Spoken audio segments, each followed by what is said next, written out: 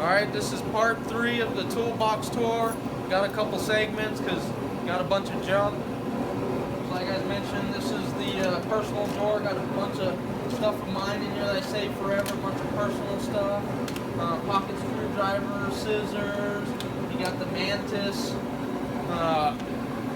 Needle nose pliers. Those are kind of cool. If you ever seen those are pretty cool. You got some screw starters, my drill chucks. You got some specialty keys in here. A bunch of miscellaneous stuff. Knife sharpeners. You know, that's all my personal things in here. My hidden collection of my single drawer. Everybody got a drawer like that.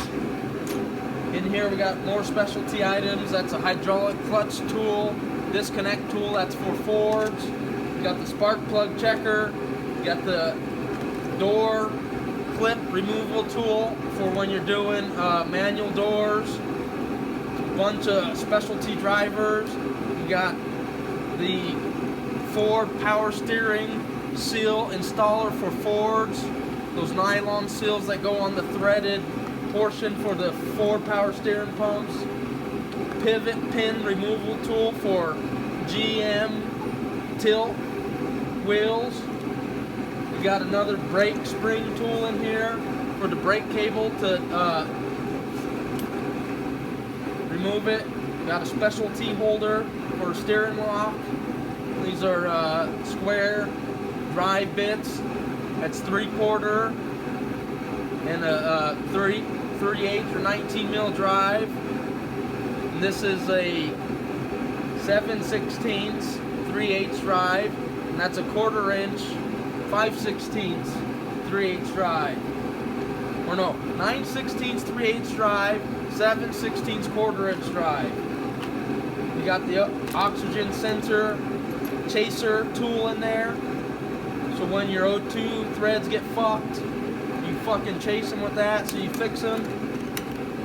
For all you guys who encounter that crap. Spark tester. We got the Matco tools, bolt, close quarters knocker. You put that on the bolt. You take a hammer and you beat it loose. Those are pretty cool. Haven't seen many people with those yet. In here we got some more specialty tools. These are all 1/4 inch drive, hex, and Torx 25s and stuff like that. And they go up to 3/8. This tool here, this is for Lexus air ride suspension airline disconnect tool. You put them together like that. You slide it in. You pull the hose out. And the hose is disconnected. That's how you change Lexus front air ride struts. Without that tool, you'll never be able to change those struts.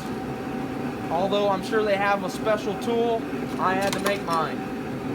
Over here we got a bunch of shock absorber socket tools. Those go on the top of the shocks, so you could hold the shock so you don't spin it and burn up the seal while you're installing or removing them. These are deep 20 through T45 Torx 1/4 inch drivers. Got some specialty drivers over here. These are Blue Point 1/4 inch drive metric 4 to 10 millimeter 10-point drive sockets. These is 5 and 6 millimeter snap-on specialty universals. We got all the standard and metric ball hex drivers and standard and metric hex drivers. And these are all the metric straight and ball end drivers. Some more specialty drivers. Brake fluid tester. They made me buy one of those. This one here is the Even though I say I don't have many tap and dies, those are the tap and die drivers, Snap-on branded.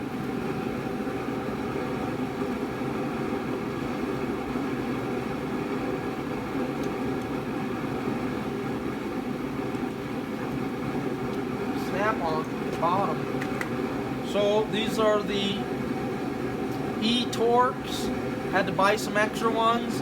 E4, E5, E6, E16.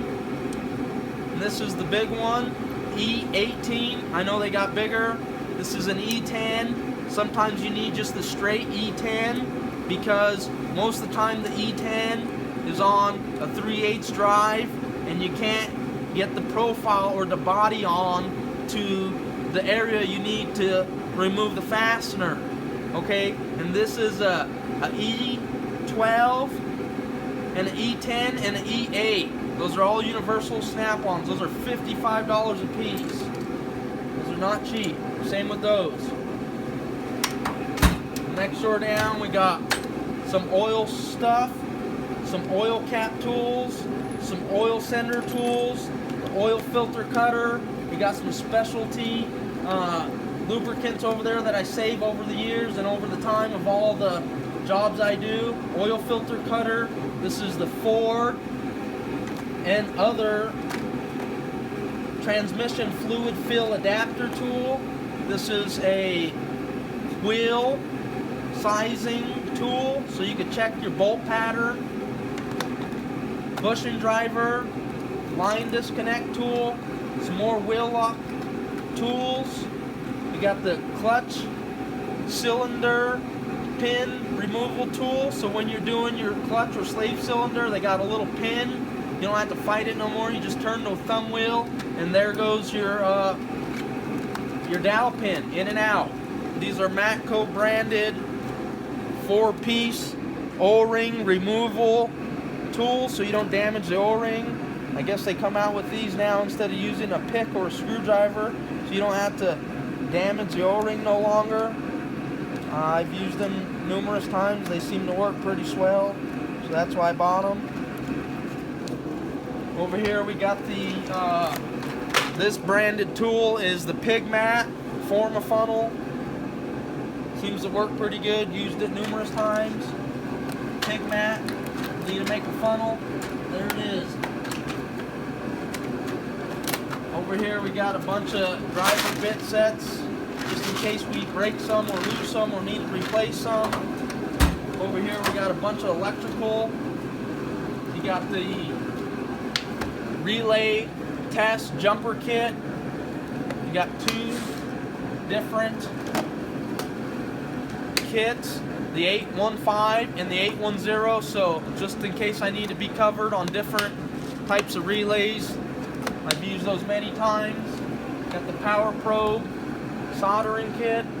Works great. Do a lot of soldering with that tool. AC removal disconnect tool. Bunch of old miscellaneous test lights. Got an old school Radio Shack battery tester. Works good. Got an engraver for labeling all my tools that they're mine and not somebody else's. Got a little lighter in there to shrink the tube down, heat shrink tube in case I don't want to use that, or the blow dryer. Adjustable ignition spark tester. We got the battery, or not battery, these are electrical terminal tool disconnect kit, 12-piece kit. That works really good. This one here is even spring loaded.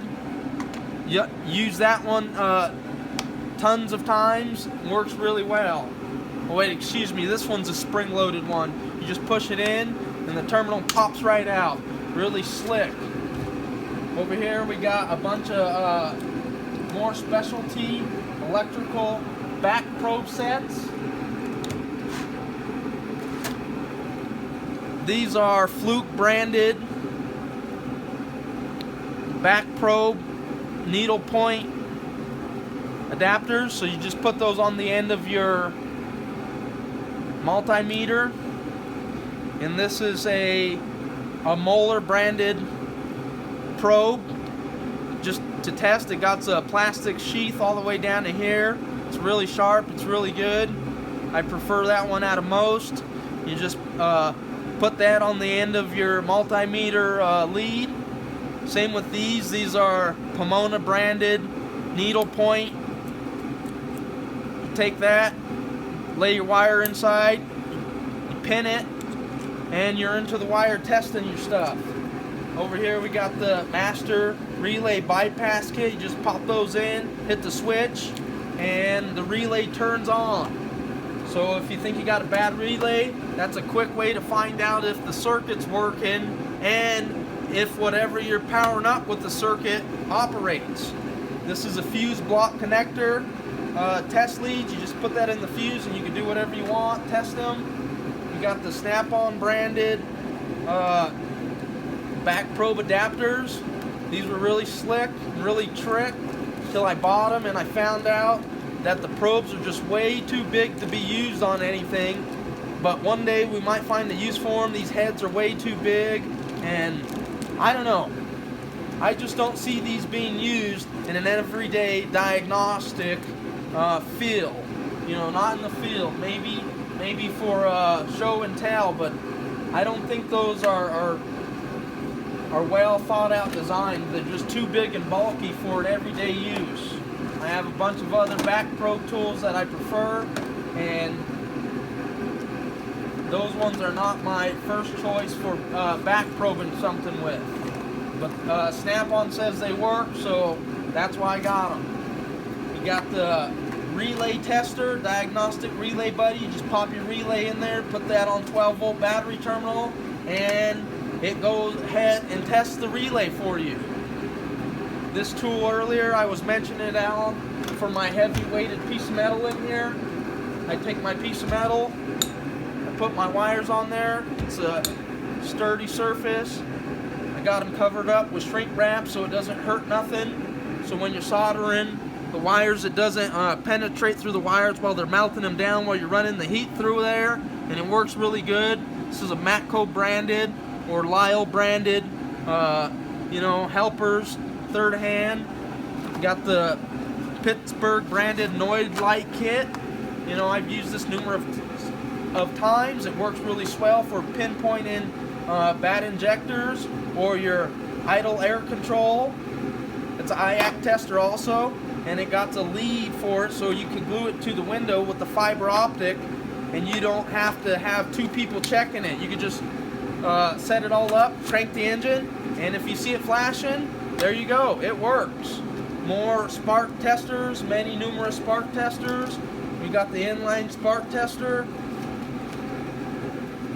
Forgetting what brand this is off the top of my head, but I see a lot of guys out there with this kit and works really well, so I use it a lot. We got my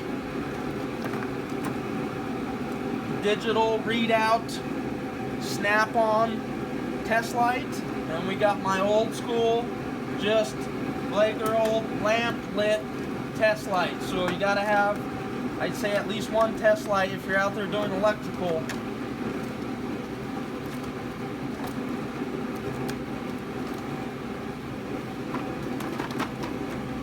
So that pretty much covers the electrical portion of the tools.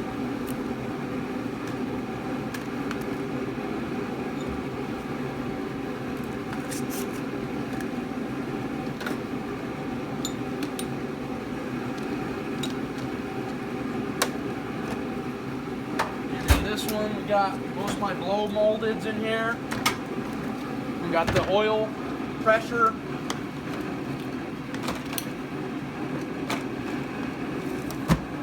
Oil pressure test kit.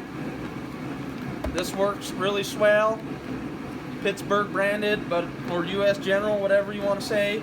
They got all the adapters. Never had a problem hooking this thing up. Always reads accurate. Never failed me. Works good. Mechanical or engine oil pressure tester. You got the gear wrench, serpentine belt, ratcheting wrench toolkit with the go-throughs, 3/8 to 3/4, 13 mil, 14 mil, and 15 mil crow's foot that come with it. definite must-have if you're doing serpentine belts and you want to knock them motherfuckers